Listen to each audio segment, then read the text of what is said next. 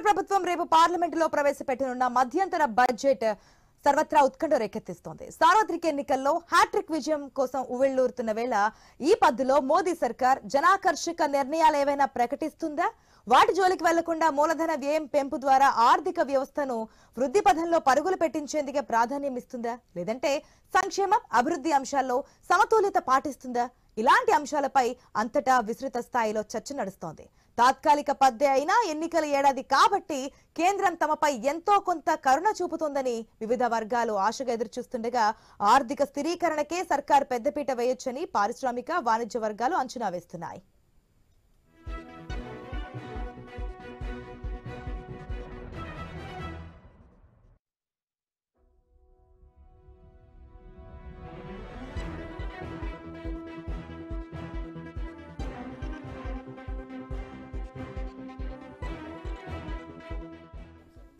వర్షాభావంతో పాటు పలు ఇతర సమస్యలతో దేశవ్యాప్తంగా రైతన్నలు ప్రస్తుతం సతమతమవుతున్నారు.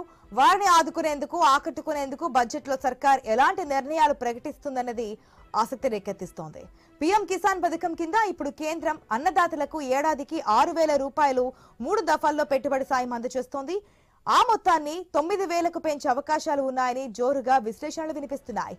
అందరికీ కాకపోయినా మహిళా రైతులకు ఈ పెట్టుబడి సాయాన్ని రెట్టింపు చేసే అవకాశాలు కొట్టిపారేయలేమని ఇంకొందరు చెబుతున్నారు. తద్వారా మహిళా ఓటర్లను మోదీ సర్కార్ తన వైపునకు తిప్పుకునే అవకాశాలు మెరుగుపడతాయని పేర్కొంటున్నారు. ఎరువుల రాయితీలు, పంట బీమాల విషయంలోనూ రైతులకు అనుకూల ప్రకటనలు ఈ పద్ధతిలో ఉంటాయని అంచనాలున్నాయి.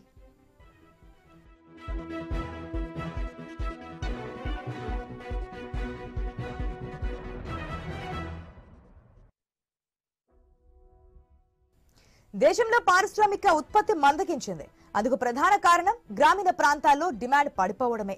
ఏడాది క్రితంతో పోలిస్తే 2023 నవంబర్లో గ్రామీణ ప్రాంతాల్లో ఎఫ్ఎంసీజీ విక్రయాలు 9.6% తగ్గాయి. గ్రామీణుల ఆదాయం, కొనుగోలు శక్తి పెంపుపై కేంద్రం దృష్టి సారించాలి.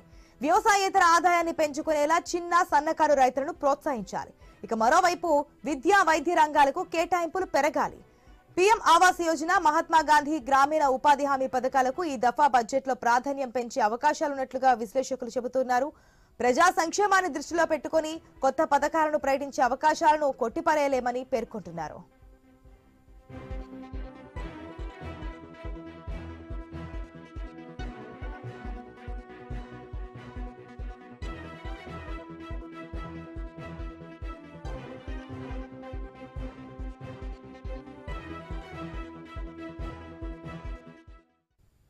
రష్యా యుక్రెయిన్ యుద్ధం, గాజా సంక్షోభం వంటి పరిస్థితులతో అంతర్జాతీయంగా ఒడిదుడుకులున్న ప్రస్తుతం భారత వృద్ధి అంచనాలు ఆశాజనకంగానే ఉన్నాయి.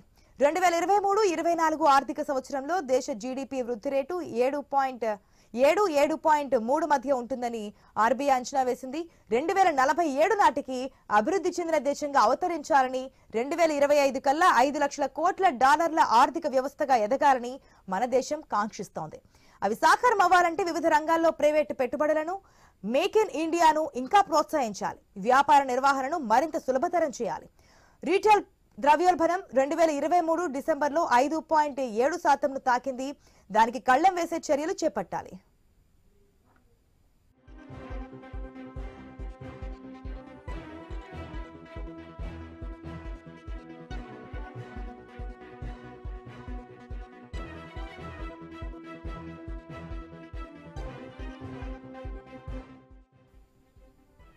ఆదాయ పన్ను స్లాబుల్లో ఈ దఫా పెద్దగా మార్పులేవి ఉండకపోవచ్చనేదే ఎక్కువ మంది విశ్లేషకుల అభిప్రాయం.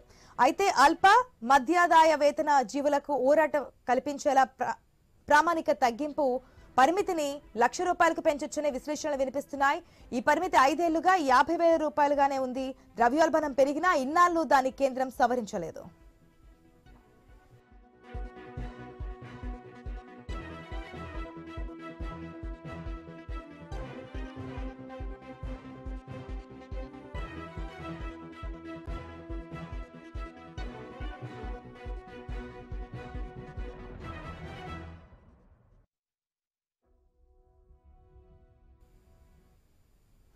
అయితే కొన్నేళ్లుగా రైల్వే ఆధునికీకరణకు కేంద్రం పెద్దపీట వేస్తోంది. సరుకు రవాణా, నడవాల ఏర్పాటు అదేవిధంగా డంబ్లింగ్ విద్యుతీకరణ పనులను వేగంగా చేపడుతూ క్రమంగా హై స్పీడ్ రైళ్లను ప్రవేశపెడుతుంది. అదే పంథాను కొనసాగిస్తూ మరిన్ని ఆధునిక వందే భారత్ హై స్పీడ్ రైళ్లను కేంద్రం ప్రవేశపెట్టే అవకాశాలు కూడా ఉన్నాయి. రైల్వేలో మూలధన వ్యయం తగ్గకుండా చూసేందుకు తాత్కాలిక పద్ధతిలోనే ఏకంగా 2.8 నుంచి 3 లక్షల కోట్ల రూపాయల వరకు ఆ శాఖకు కేటాయించొచ్చని అంచనాలు వెలువడుతున్నాయి.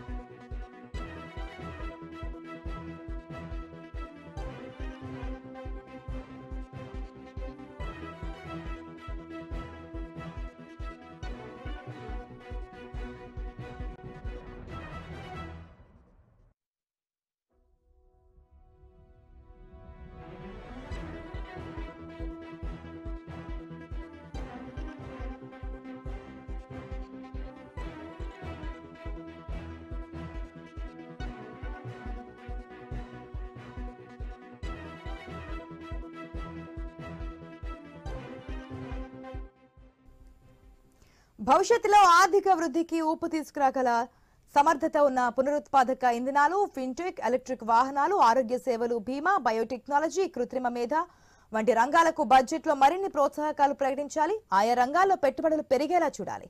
భారత ఎగుమతుల్లో దాదాపు 40% వాటా సూక్ష్మ, చిన్న, మధ్య తరహా పరిశ్రమల ఉత్పత్తులదే. ఆ రంగంలోని వారికి రుణ వెసులుబాట్లు పెంచాలి.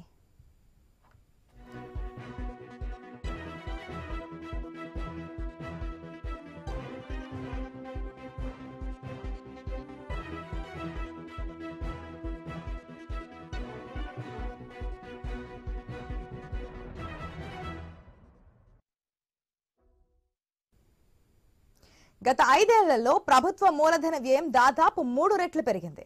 దేశంలో మౌలిక వస్తువుల కల్పన ఊపందుకుంది. పీఎం గతిశక్తి పథకంలో పలు ప్రాజెక్టుల పనులు వేగం పుంజుకున్నాయి. రోడ్లు, రైలు నెట్వర్క్ బాగా విస్తరించింది. అదే బాటలో మౌలిక వస్తువులపై మూలధన వ్యయం పెంపునకు మోదీ సర్కార్ మధ్యంతర పద్ధతిలోనూ మొగ్గు చూపొచ్చు. మూలధన వ్యయం పెరిగితే జీడీపీ వృద్ధి రేటు పెరుగుతోంది. కొత్త ఉద్యోగాలు పుట్టుకొస్తాయి. ప్రస్తుతం మన దేశంలో ద్రవ్యలోటు జీడీపీలో 5.9%గా ఉంది.